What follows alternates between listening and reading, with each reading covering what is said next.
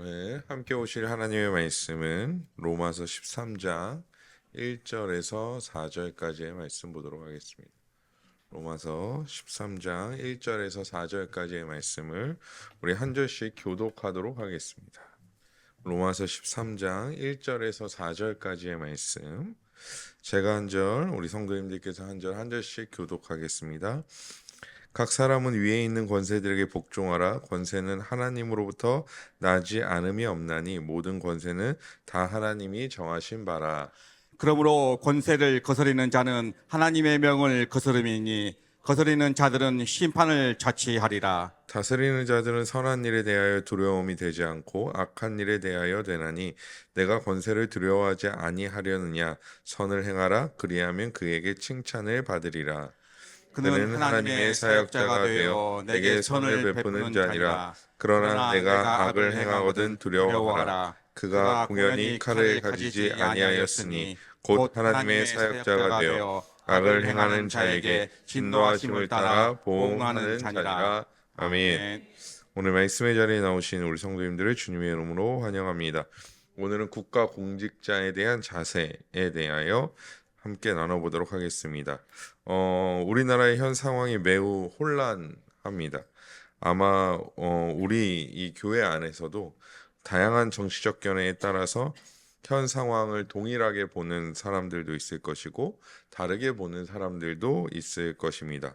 또한 이 나라의 상황 속에서 개신교가 부각되고 있기 때문에 저도 이 국가 공직자에 대한 자세 부분이 23장에 웨스트민스터 신앙고백서 23장에 나와 있기 때문에 설교를 이제 해야 하는데 그것에 대해서 상당한 부담이 되는 것도 사실입니다. 그럼에도 불구하고 이 부분을 꼭 다뤄야 하는 이유는 우리는 서로 다른 정치적 견해를 떠나서 오직 말씀과 또한 하나님께서 우리에게 허락하신 신앙 고백서를 중심으로 우리는 어떻게 국가 공직자에 대한 자세를 가져야 할지에 대해서 함께 다뤄보는 것이 오히려 더 중요하다라고 생각되었습니다. 즉 이런 다양한 어떤 정치적 견해가 이 나라에 존재하고 또 매우 혼란한 상황이 존재할 때 정말로 하나님께서는 무엇이라 말씀하시는가, 또한 신앙 고백서는 무엇이라고 말하고 있는가가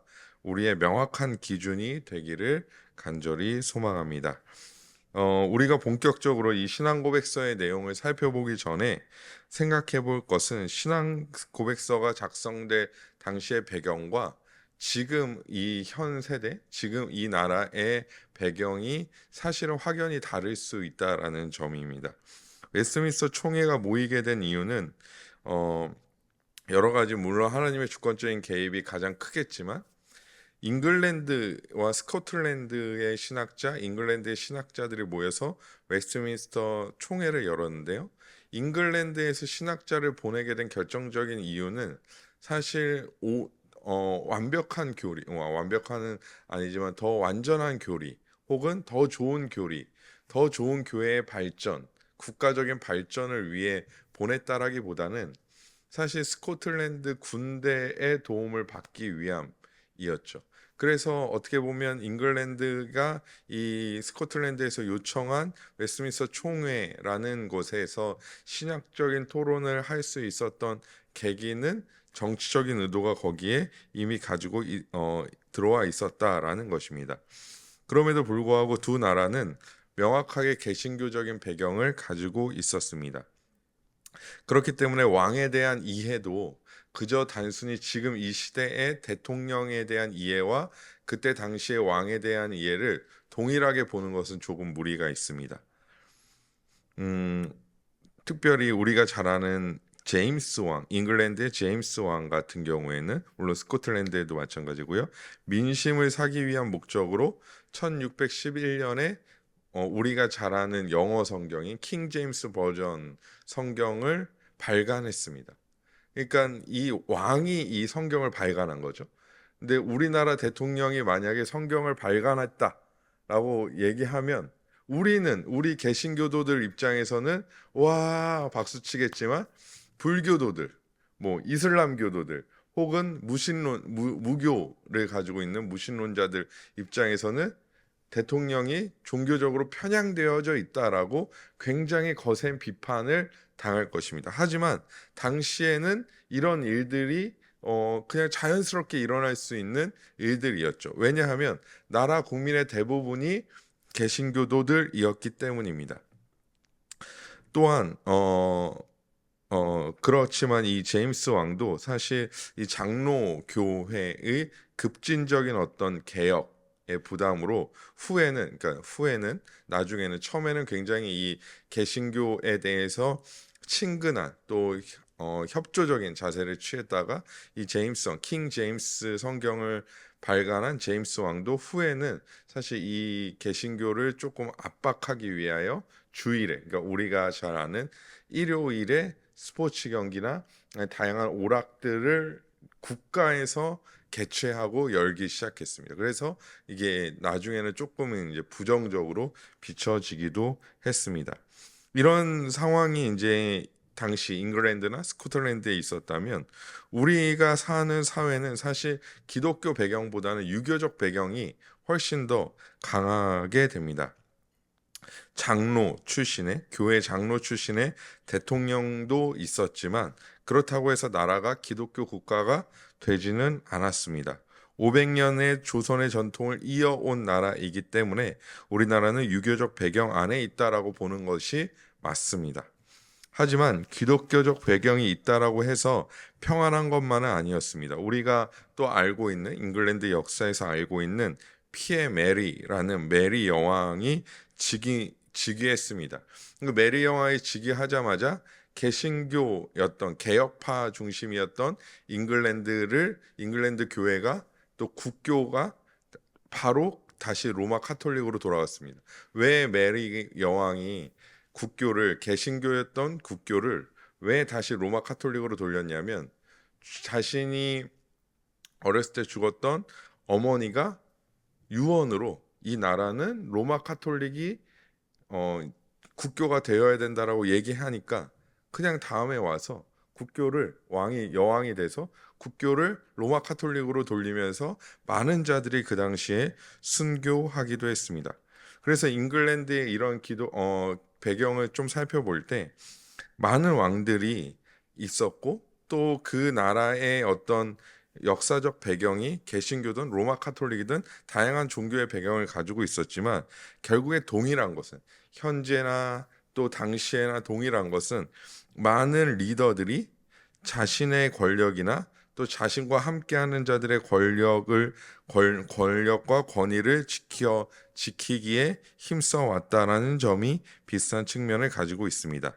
이 말씀을 드리는 이유는 신앙고백서의 내용이 비록 우리와는 다른 기독교 배경의 나라에서 기록되는 것이지만 당시 시대 상황이 그들이 권력에 대한 이기심이 없었던 것이 아니기 때문에 또한 현대 사회에 지금 또한 우리나라에 적용하는 것이 전혀 이상하지 않으며 특별히 신앙고백서는 성경을 기준으로 하고 있기 때문에 현대 시대의 신앙고백서에서 나오는 국가공직자에 대한 부분을 잘 마음에 새기는 것이 우리의 의무이기도 할 것입니다. 또 한 가지 우리가 먼저 이 내용을 본격적으로 살펴보기 전에 생각해야 될 것은 현재 대한민국은 어찌 보면 이것은 철저하게 제 판단이긴 합니다. 사실 기독교인이라 할지라도 개신교인이라 할지라도 하나님의 말씀과 교리적인 기준보다는 각자의 정치적 신념, 지역에 기반한 정치적 배경이 훨씬 더 그렇게 우리의 삶에 영향을 미치고 있는 것이 사실입니다. 하나님의 말씀과 교리적인 측면보다는 자신이 어떠한 정치적인 신념을 가지고 있는가, 또한 자신이 어떠한 지역적 배경에서 정치적 배경에서 자라왔는가가 훨씬 더 나에게 영향을 크게 미친다라는 것입니다. 요즘에는 그런 차이뿐만 아니라 성별의 차이에서 나오는 젠더 갈등과 세대 갈등이 더해졌습니다. 그런데 다른 문제에서만큼은 우리 또한 하나님 말씀 중심이더라도 정치적인 문제만큼은 자신이 가지고 있는 신념을 기준으로 말씀을 보려고 하는 경향이 강하다라는 것이죠. 정치적인 문제만 나오면 사실 내가 직분이 어떻든 내가 어떠한 성경적 기준을 가지고 있던지 간에 상관없이 그 생각을 가지고 이 상황을 바라보고 해석하고 판단하려는 경향을 우리가 가지고 있다라는 것입니다. 그래서 오죽하면 교회에서 절대 정치 얘기를 하지 말라라고 얘기를 하는 이유도 거기에 있기 때문이죠. 왜냐하면 하나님의 말씀 안에서 또한 교리적인 어떤 배경 안에서 이 시대를 어떻게 바라보고 이 정치, 돌아가는 정치를 어떻게 생각할 것인가가 아니라 단순히 어떤 뉴스에서 나오는 것, 자신의 어떤 정치적 신념을 가지고 서로 이야기하기 때문입니다. 따라서 이 시간 우리에게 주어진 숙제는 철저하게 자신의 어떠함을 내려놓고 순수하게 말씀과 교리를 받아들이고 말씀과 교리적 관점으로 시대를 바라볼 수 있는 시간이 되기를 바랍니다. 그런 소망을 가지시고 말씀을 들어야 됩니다. 제가 왜 이것에 대해서 이렇게 민감하게 하냐면요. 목회자들의 어떤 말이나 요즘에 이제 생각들, 이제 발언하는 것들에 대하여 너는 어떤 성향의 사람이구나라고 이미 그 목회자에 대하여 판단하고, 그래서 그 판단되어진 기준을 가지고 사실 생각하는 분들이 워낙 많아졌기 때문에 우리가 가지고 있는 숙제는 이 시대적인 상황과 정치적인 상황과 국가 공직자들에 대한 어떤 자세를 우리가 단순히 지금까지 가지고 있던 정치적 신념이나 지금까지 가지고 있던 어떤 정치적 색깔을 내려놓고 말씀과 교리적 기준으로 바라봐야 한다라는 것입니다. 제가 솔직하게 말씀드리면 저는 보수에서 1, 2, 3번이 있잖아요. 3번으로 갈수록 이제 보수적인 성향이 더 강하다면 이게 이제 그 자기 테스트 해보는 게 있습니다. MBTI처럼. 저는 보수에서 1번입니다. 그러니까 약간 중도 보수에 가까운 사람이죠. 제가 이거를 밝히는 이유는 저는 이런 성향을 가졌지만 그럼에도 불구하고 말씀의 기준이 확실해야 한다라는 것을 더욱더 믿기 때문입니다. 그러면 우리 23장 1항을 살펴봄으로써 말씀을 본격적으로 시작하도록 하겠습니다. 우리 함께 읽겠습니다. 시작. 온 세상에 지고하신 왕이요 주님이신 하나님은 자신의 영광과 공공의 선을 위해 자기 아래 국가 공직자들을 세워 백성을 다스리게 하셨습니다. 그분은 이 목적을 위해 그들에게 칼의 권세를 허락하시어 선한 자들을 보호하고 격려하며 악인들은 징벌하게 하셨습니다. 본격적으로 신앙고백서에서는 우선적으로 국가 공직자들의 권세를 인정해야 한다라고 말하고 있습니다. 우리가 생각해야 될 것은 국가 공직자들의 권세를 인정하는 것이 당연한 것이고 그들이 제시하는 법령이나 그들이 이끌어가는 나라의 어떤 상황에 순종해야 되는 것이 백성들, 즉 국민들의 올바른 자세라는 점을 우선 기준점을 두고 우리는 바라봐야 한다라는 것입니다. 그런데 이 얘기에서 국가 공직자들의 권세를 인정해야 하기 때문에 그들에게 대항해서도 안 되고 반대해서도 안 되고 무조건적으로 받아들여야 되는 것도 아니라는 점을 우리는 기억해야 합니다. 단순히 그렇게 생각하게 되면 독재 국가의 권세들도 모두 인정해야 하기 때문이죠. 가까운 북한의 경우도 마찬가지입니다. 북한은 김일성, 김정일, 김정은으로 이어지는 세습 국가이며 그들이 북한 체제 안에서는 우리가 잘 알다시피 어떻습니까? 김정은이 군부대 방문만 해도 무슨 하나님을 만난 것처럼, 저도 태어나서 그런 박수를 받아본 적이 없는데 박수를 치지 않습니까? 그렇다면 신앙 고백서의 내용에 국가 공직자들에게 순종해라 라는 것이 무조건적이라면 그들이 그렇게 통치하는 것에도 우리는 그들의 북한 주민들의 어떤 인권이나 이런 거 얘기하지 말고 그냥 김정은한테 순종하는 것이 하나님의 뜻이다라고 얘기해야 하는 것이 맞습니다. 그렇다면 신앙 고백서의 내용에 따라 이들도 인정해야 할까요? 먼저 우리는 23장 1항에서 23장 4항의 내용을 함께 살펴보도록 하겠습니다. 제가 읽겠습니다. 국가 공직자들을 위해 기도하고 그들의 인격을 존중하고 그들에게 세금과 공공 비용을 지불하고 그들의 합법적인 명령에 따르고 양심을 위해 그들의 권위에 복종하는 것은 백성, 국민의 의무입니다. 믿음이 없다거나 종교가 다르다고 해서 국가 공직자의 정당하고 합법적인 권위를 무시하거나 사람들이 그들에게 복종하는 것을 방해해서는 안 됩니다. 신앙고백서에서는 심지어 국가 공직자가 불신자라 할지라도 합법적인 명령, 즉 의무에 대해서 복종해야 한다라고 말하고 있는 것입니다. 조금 극단적인 예를 들어드리면, 이번 대통령은 이번 우리 지역구의 국회의원은 예수 믿는 사람이 아니네? 그러면 나는 안 따라야겠다. 이래서는 안 된다라고 얘기하고 있는 것이죠. 그래서는 안 되는 이유에 대해서는 뒤에 말씀드리도록 하겠습니다. 왜냐하면 이렇게 신앙고백서가 또한 얘기하고 있는 이유는 국가 공직자가 하나님께서 세우신 권세이기 때문이죠.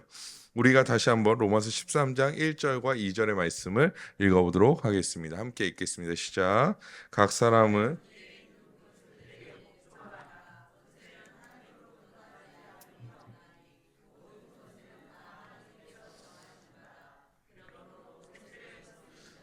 하나님의 명을 거스름이니 거스르는 자들은 심판을 자취하리라. 아멘.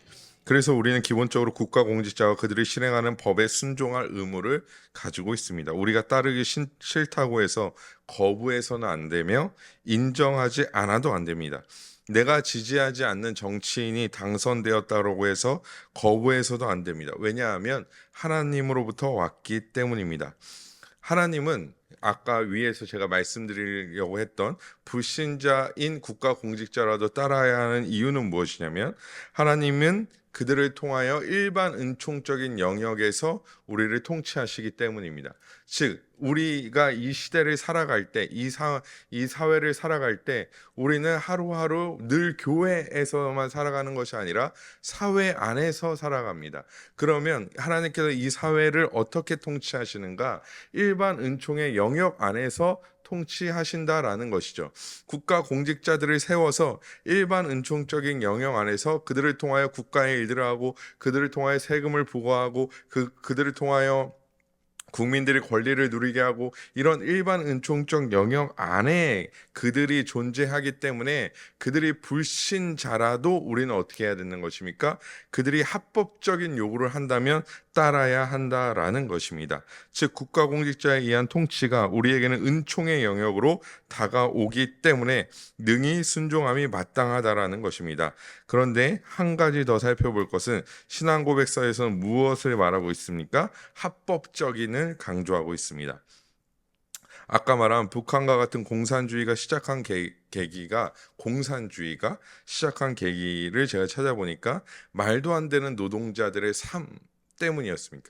그러니까 공산주의가 시작하게 된 계기는 좋습니다. 왜냐하면 당시 산업혁명이 막 일어나고 산업화가 막 이루어졌을 때 이 노동자들이 하루에 14시간씩 16시간씩 일을 한 게 아니라 14시간씩 16시간씩 밥도 못 먹고 일을 했던 상황이 산업혁명과 산업화가 막 일어날 당시의 상황이었습니다. 그러니까 14시간 우리가 지금 일하라고 하면 어떡합니까? 이제 난리가 나겠죠. 14시간 일하라고 하면. 그런데 14시간, 16시간을 밥도 안 먹이고 일을 시키는 겁니다. 왜냐하면 계속해서 공장이 돌아가야 되기 때문이죠. 심지어 손이 작은 세밀한 정밀 작업을 일을 하기 위하여 6살 배기 아이들이 산업화의 일에 동원되기도 하였습니다. 그러니까 6살 아이가 태어난 지 6년밖에 안 된 아이가 정당한 교육도 받지 못하고 노동자의 삶을 시작하게 되는 것이죠. 그것이 무엇입니까? 산업화가 막 시작됐을 당시의 상황이었다라는 것입니다. 그래서 이들의 희생에는 아무도 돌아보지 않게 되었는데, 이런 상황 속에서 무엇이 등장하게 된 것입니까? 공산주의가 등장하게 된 것입니다. 그래서 공산주의의 아주 기본적인 원칙은 뭐냐면, 그들이 얼마나 일에 기여하였는가의 보상의 기준을 두지 않고 더 필요한 사람에게 나눠주자는 겁니다. 그러니까 내가 10시간 했어도 10시간의 10시간의 급여를 받는 것이 아니라 나보다 돈이 더 필요한 사람이 있다면 나는 5시간의 급여만 받고 나머지 5시간의 급여는 다른 사람에게 돌린다라는 거죠. 나의 어떤 의도와는 상관없이. 그것이 이제 공산주의의 가장 기본적인 배경입니다. 칼 막스와 같은 자들은 공동의 선을 위하여, 여기서 공동의 선이란 신앙고백서에서 말하는 공공의 선과는 다른 개념입니다. 신앙고백서 아까 23장 1항에 얘기했던 공공의, 하나님께서 허락하시는 공공의 선의 개념과는 칼 막스가 얘기하는 공동의 선의 개념은 다른 개념입니다. 공동의 선을 위하여 많은 자들이 일어나게 될 것이고, 이에 반대하는 자들은 폭력 혁명을 통해서도 제재할 수 있다라고 주장했습니다. 그래서 어찌 보면 공산주의는 약자를 보호하고 또한 중산층, 부유한 자들을 파괴하고 모두가 동일하게 살아가는 공동의 선의 개념을 제시했고, 그래서 많은 노동자들과 많은 사람들이 그 공산주의의 개념에 열광했고 박수 쳤습니다. 그런데 이 공산주의를 주장한 자들이 간과했던 사실은 무엇일까요? 간과했던 사실은 무엇이죠? 인간의 욕심입니다. 인간의 욕심을 간과한 것이죠. 와, 다 똑같이 나눠 갖자. 다 똑같이 배분하자. 그런데 그렇게 하고 싶지 않은 사람들이 존재하죠. 내가 더 가지고 싶고, 더 누리고 싶고, 내가 더 소유하고 싶은 욕심들이 있게 된다라는 것입니다. 그래서 저는 이 아주 좋은 예를 어디서 찾을 수 있냐면 북한의 체제에서 찾을 수 있는 거죠. 3대 세습을 강행한 자들, 그들에게 빌붙어서 살아가는 권력자들은 공동의 선이 아닌 자신들의 선을 주장했죠. 결국 그들은 공동의 선을 주장해서 자신들이 어떤 생산되는 것을 다 공평하게 나누어 갖자라고 얘기했지만 결국에는 자신들의 강력한 권력으로 자신들의 배만 부르게 되었다라는 것입니다. 저는 이제 개인적으로 축구를 좋아하는데요. 북한에도 유명한 축구 선수들이 꽤 있었습니다. 그래서 이탈리아에 나가서 활약하기도 하고요. 그들이 꽤 많은 연봉을 받기도 했습니다. 그런데 그들이 왜 지금은 그런 유럽 무대나 이런 데서 사라졌을까요? 그들이 받은 연봉을 다 북한의 정부에서 가져갔기 때문입니다. 몇백만 달러를 받아도 그 돈을 다 정부에서 가져가고 이 선수가 한 달에 사용할 수 있는 돈은 고작 20달러, 30달러.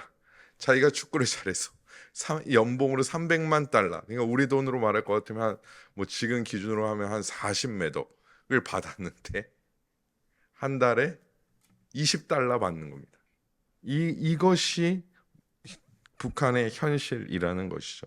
결국에는 인간의 욕심을 간과했기 때문에 공산주의는 결국에 무너질 수밖에 없는 것입니다. 그러면 이런 권위에도 순종해야 할까요? 아니죠. 이런 권위에 순종할 이유가 전혀 없다라는 것입니다. 이런 북한에 가지고 있는 권력자들의 권위에, 그 북한의 권력을 하나님께서 주셨으니 그들에게도 순종해야 한다? 아니죠. 왜냐하면 그들이 전혀 합법적이지 않기 때문입니다. 여기서 합법이라는 것은 우리나라를 기준으로 봤을 때는 헌법을 기준으로 할 것입니다. 그렇지만 또한 성경은 우리에게 단순히 헌법을 잘 지켜라 이것이 아니라 헌법적으로 완벽할 때 따르라 이렇게 말하는 것뿐만 아니라 그 기준을 더욱더 세밀하게 우리에게 제시해주고 있습니다. 로마서 13장 3절에서 4절 말씀입니다. 다스리는 자들은 선한 일에 대하여 두려움이 되지 않고 악한 일에 대하여 되나니 내가 권세를 두려워하지 아니하려느냐 선을 행하라 그리하면 그에게 칭찬을 받으리라. 그는 하나님의 사역자가 되어 내게 선을 베푸는 자니라. 그러나 내가 악을 행하거든 두려워하라. 그가 공연히 칼을 가지지 아니하였으니 곧 하나님의 사역자가 되어 악을 행하는 자에게 진노하심을 따라 보응하는 자니라. 아멘. 이 말씀은 결국 이런 겁니다. 우리가 선을 행한다면, 즉 합법적인 어떤 절차에 잘 순종하고 따른다면 국가공직자들을 두려워할 게 없습니다. 운전하시다 보면 이제 막 빨리 가야 돼서 과속하실 때가 있으시잖아요. 근데 이제 가끔 이제 뭐 뭐 한문철 막 이런 사람들 그런 블랙박스 이런 거 보면 요즘에 그거 뭐라 그러죠? 이렇게 경찰차처럼 안 만들어 놓고 그죠. 암행 순찰하는 갑자기 어디서 엥 하고 이렇게 나타난단 말이에요. 근데 태어나서 단 한 번도 신호 위반, 속도 위반을 해본 적이 없는 분이라면 그것을 보고 안 걸리게 조심해야지라고 생각할까요? 아니요. 자신과는 상관없는 일이죠. 왜냐하면 나는 100km로 가라 그러면 100km로 가고 60km로 가라 그러면 60km로 가고 멈추라 그러면 멈추고 무조건 그 건널목이 나오면 한 번 멈췄다가 지나가고 완벽하게 그렇게 운전하는 분에게는 뭐 그런 암행 순찰차가 전국에 몇 대가 있고 하더라도 뭐 CCTV가 어떻게 찍고 요즘에는 또 이제 50km 막 이렇게 오다가도 잠깐 멈췄다가 못 가게 뒤에서 또 찍더라고요. 후면으로 또 찍더. 그런 게 다 뭐예요? 두렵지 않은 거죠. 그런데 이제 뭐 100km 달려야 되는데 130km로 달리고 140km로 달리고 물론 저도 그렇습니다. 뭐 이렇게 우회전 하는데 한 번 안 멈추고 그냥 가는 저 같은 사람이 그걸 보면 어떻습니까? 조심해야겠다. 조심해야겠네. 평소에는 조심히 다녀야겠다라는 생각을 하죠. 즉 무슨 말씀을 드리고자 하는 거냐면 우리가 선을 행할 때는 국가 공직자들을 두려워할 것이 없습니다. 하지만 악을 행할 때 우리는 국가 공직자를 두려워하게 되어져 있습니다. 짐짓 그리스도인이 범죄하였다면 단순히 하나님께만 징계받는 것이 아니라 헌법에 기준하여 국가의 징계를 받게 됩니다. 그것이 합당하다라고 성경이 말하고 있는 것이죠. 선은 인정하고 악은 처벌하는 것이 국가적 기준이 됩니다. 하나님께서 국가에 그런 역할을 부여하신 겁니다. 선을 인정하고 악을 처벌하라라는 것을 국가에게 부여하신 것이죠. 개인에게 부여하신 것이 아니라 국가에게 부여하셨다라는 겁니다. 선을 악으로 바꾸고 악을 선으로 바꿀 권위가 국가 공직자에게 있지 않다라고 말합니다. 신앙고백서에서도 마찬가지입니다. 21장 1항을 다시 한번 살펴보시면 그분이 이 목적을 위해 그들에게 칼의 권세를 허락하시어 선한 자들을 보호하고 격려하며 악인들은 징벌하게 하셨습니다. 라고 말합니다. 선한 자들을 보호하고 악인들을 징벌하는 것이 국가와 국가 공직자들의 역할입니다. 즉 아까 얘기했던 어떤 기준이 합법적인 것, 어떻게 보면 헌법적인 것, 그것에 더 세밀한 것은 무엇이냐면 선한 자들을 보호하고 격려하는가 악인들을 징벌하는가의 그 기준을 두고 있다라는 것입니다. 그리고 우리는 그것이 부합될 때 가차없이 그 권위에는 순종해야 합니다.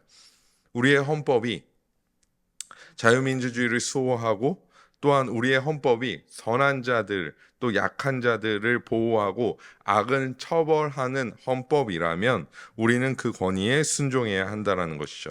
그렇지 않고 다 자기 생각대로 한다면 자기의 신념대로 한다면 사회는 결국 혼란에 빠지게 될 것입니다.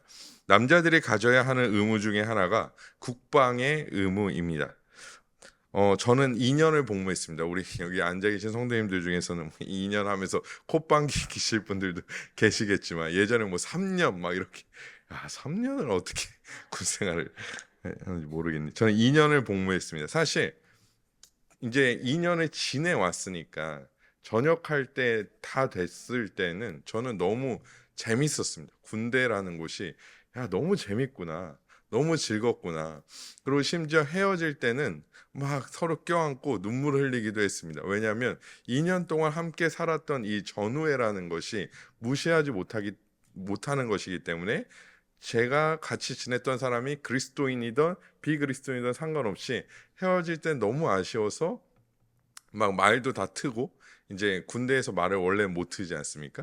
근데 말도 다 트고 막 껴안기도 하고 나와서 연락해라 꼭 만나자. 그래서 실제로 지금까지 연락이 닿는 제가 이제 전역을 2006년에 했으니까요. 지금까지 연락이 닿는 군대 선임분도 계십니다. 그런데 입대할 때 생각해 보면요. 진짜 가기 싫었습니다. 저는 입대할 때 먹었던 그 훈련소 앞에 갈비탕이 아직도 생각이 나요. 왜 이렇게 맛이 없었을까요?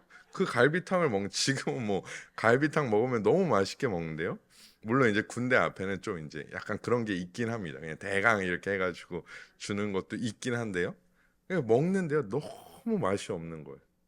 원래 제가 이제 보통 뭐 한 그릇은 그냥 거뜬히 먹는 사람이었는데, 그때 당시에 뭐 더 청년이었으니까 먹성이 좋을 때였는데요. 뭐 그때 생각해 보면 진짜 반 그릇도 못 먹었던 것 같아요.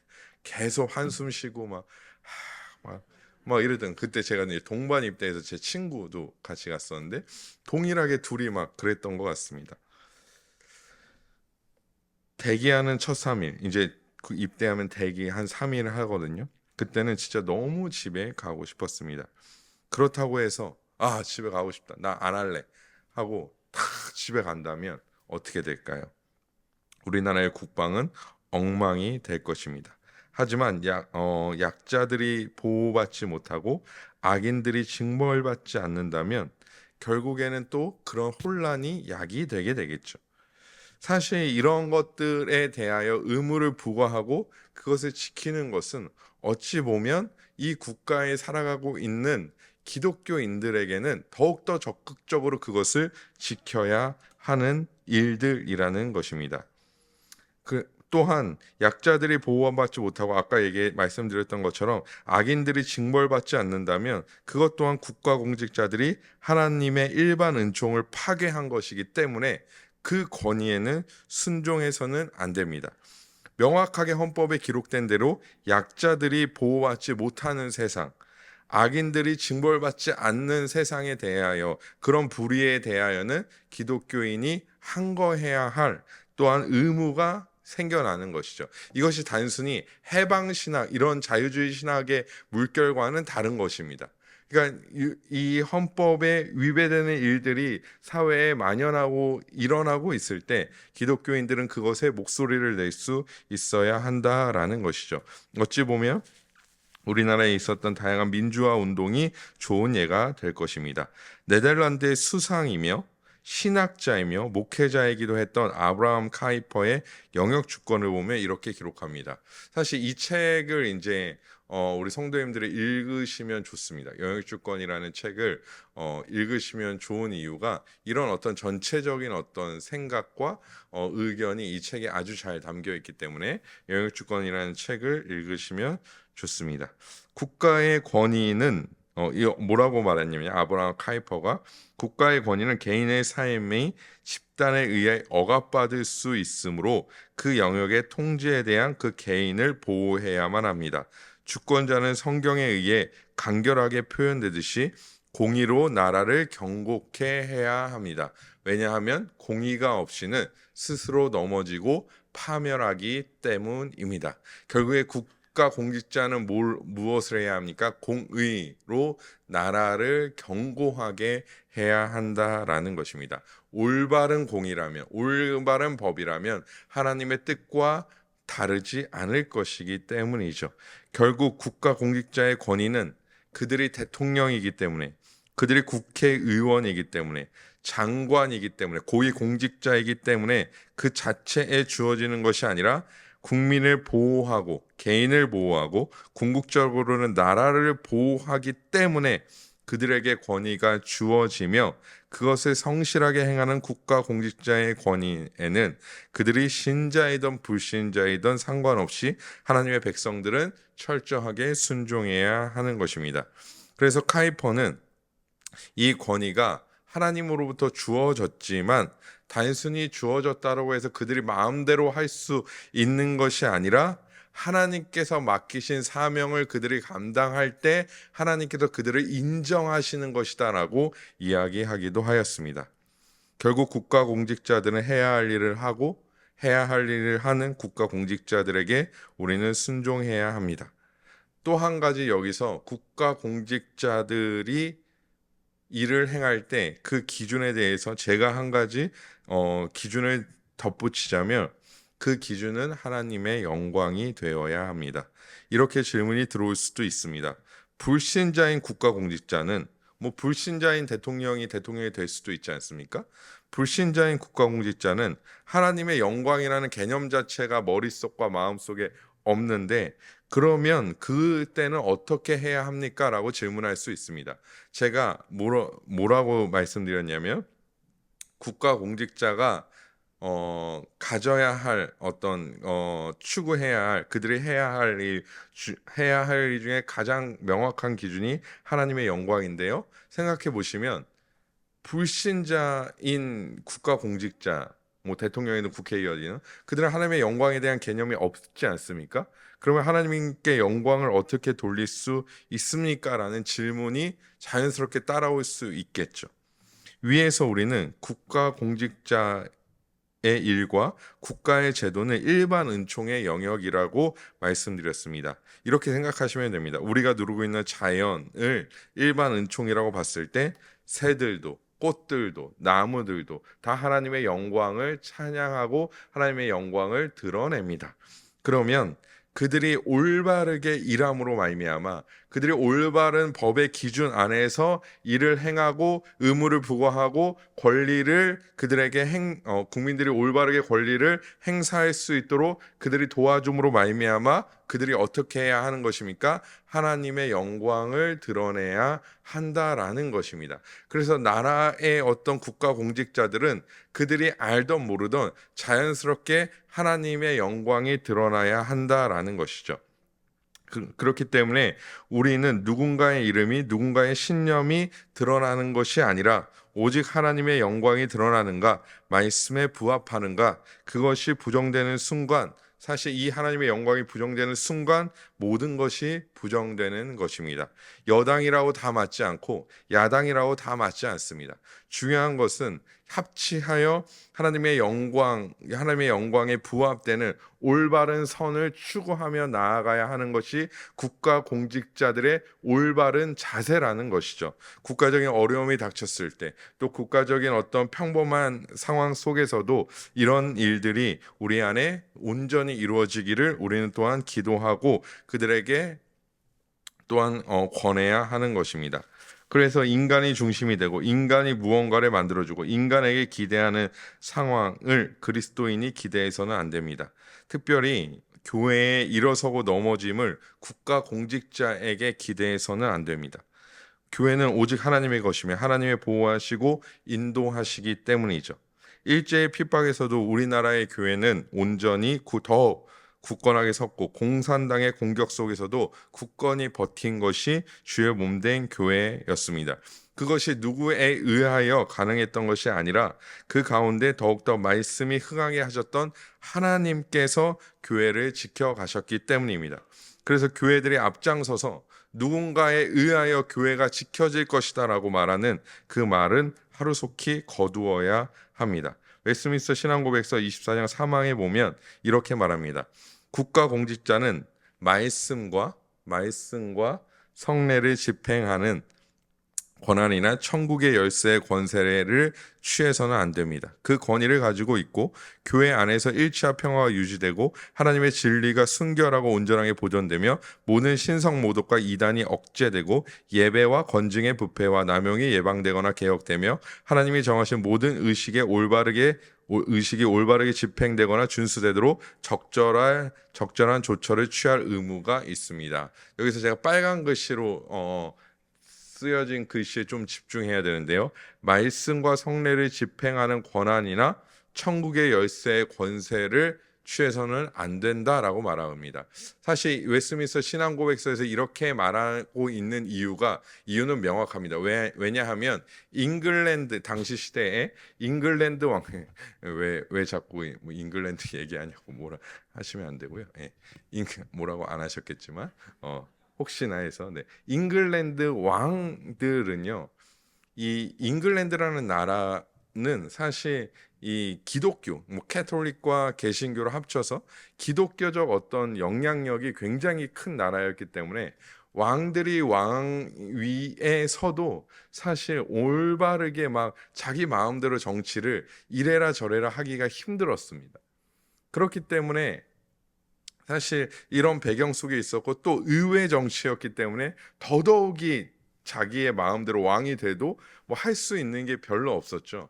그래서 잉글랜드 왕들이 주로 하려고 했던 것 중에 하나가 뭐냐면 교회에 자기 영향력을 막 끼치고 싶어 했던 거예요. 그래서 막 아까도 얘기했던 것처럼 국교도 바꾸기도 하고 막 다양한 어떤 영향력을 막 끼치기도 하는 상황이 무엇입니까? 당시 이 웨스트민스터 총회가 일어나기 직전에 어떤 잉글랜드의 상황이었던 거죠. 그래서 왕이 교회를 자꾸 바꾸려 했던 상황이 그때 당시 시대의 상황이었습니다.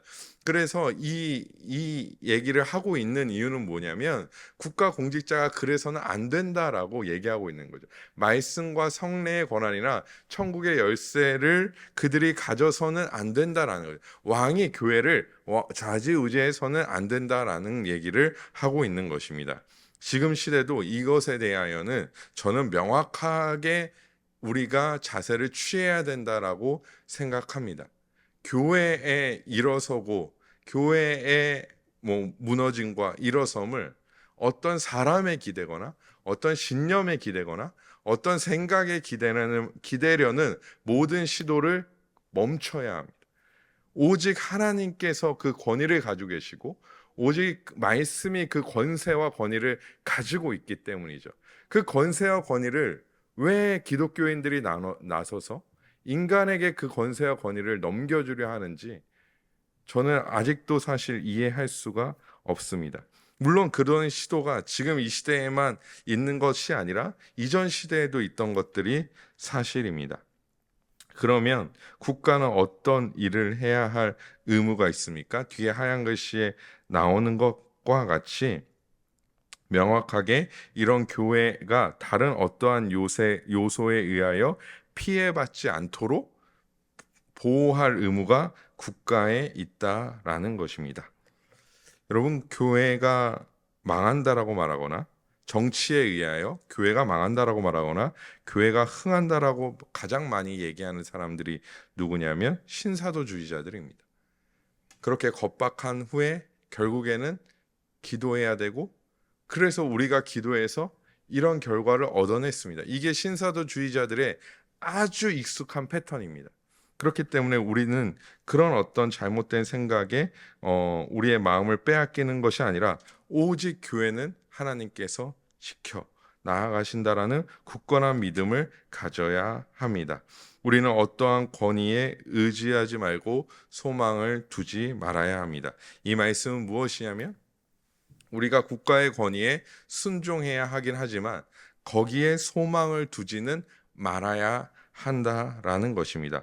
왜냐하면 우리의 소망은 오직 하나님에게만 있기 때문입니다. 그 소망조차 우리가 그 권위에 순종해야 한다라고 그 소망조차 그 어떤 사람에게 어떤 국가 권력자에게 혹은 국회의원에게 둬서는 안 된다라는 것이죠. 우리의 소망은 오직 하나님께 있음을 고백해야 하고 그 믿음으로 우리는 나아가야 하는 자들이라는 것입니다. 이것이 우리가 명확히 설 때 이 기준으로 지금 이 시대를 바라보고 이 기준으로 이 상황을 바라볼 수 있는 것입니다. 정치적 상황이 정치적 신념이 어떻게 되었던 것과 상관없이 이 신념을 가지고 있다라면 우리는 이 상황을 우리가 어떠한 기도로 나아가야 될지에 대한 명확한 기준을 세울 수 있기 때문입니다. 결국 우리는 온전한 믿음을 가지고 온전한 생각을 가지고 나아가야 하는 자들이 된다라는 것이죠. 또 한 가지 우리가 생각할 것은 무엇이냐면 우리가 주의해야 할 것은 무엇이냐면 일반적으로 이제 이것을 부르는 단어가 기독교 시온주의라고 이제 얘기하기도 합니다. 예를 들어서 이런 것입니다. 기독교 국가 건립이 가능합니다. 우리나라에 기독교 국가 건립이 가능합니다.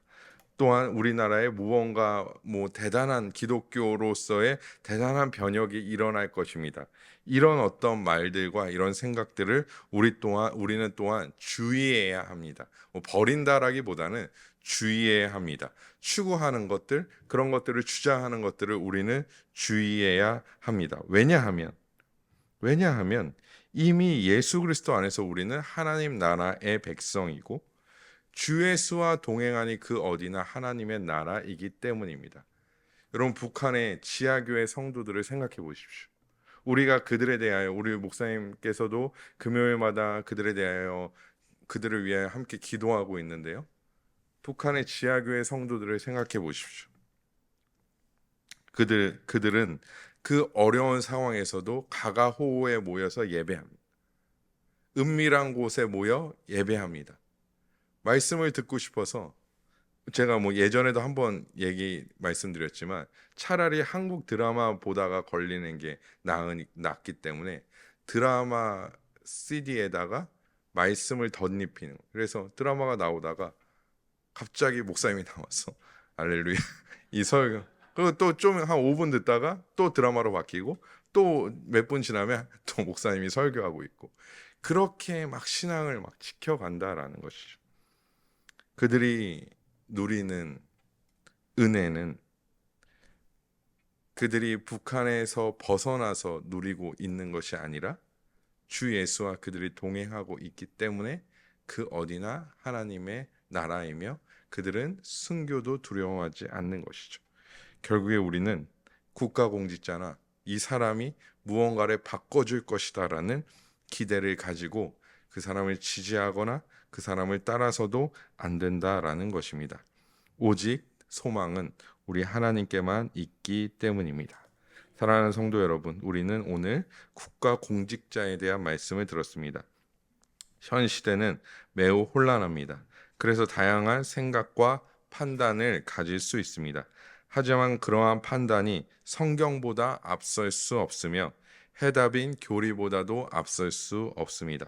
단순히 나라를 위해 기도할 뿐만 아니라 나라를 위해 기도해야 합니다. 왜냐하면 제가 오늘 읽지는 않았지만 신앙고백서에서도 나라를 위하여 기도하라라고 말하고 있기 때문이죠. 그래서 요즘 시대에 이제 목사님들이 나라를 위해 기도하라고 얘기하면 왜 기도만 하라 그러냐 막 이러면서 또 비판하는 분들이 계시더라고요. 그럼 기도해야죠. 뭐 하겠습니까? 예, 기도해야 합니다. 하지만 기도해야 할 뿐만 아니라 이 나라에 오직 하나님의 공의와 정의, 또한 사회적 정의가 실현되기를 함께 기도하고, 우리 또한 이 땅에 하나님의 공의와 정의, 또한 사회적 정의가 올바르게 실현되기를 추구하며 나아가는 자들이 되어져야 할 줄 믿습니다. 그것이 우리가 이 시대를 살아가는 이유이기도 할 것이고요.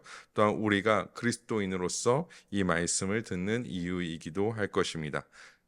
서두에도 말씀드렸지만 어떤 정치적 신념이, 정치적인 사회 어떤 생각이, 어떤 우리의 지역적 기반이 우리의 기준이 되는 것이 아니라 오직 하나님의 말씀과 그 해답인 교리가 우리의 기준이 되기를 주님의 이름으로 간절히 소망합니다.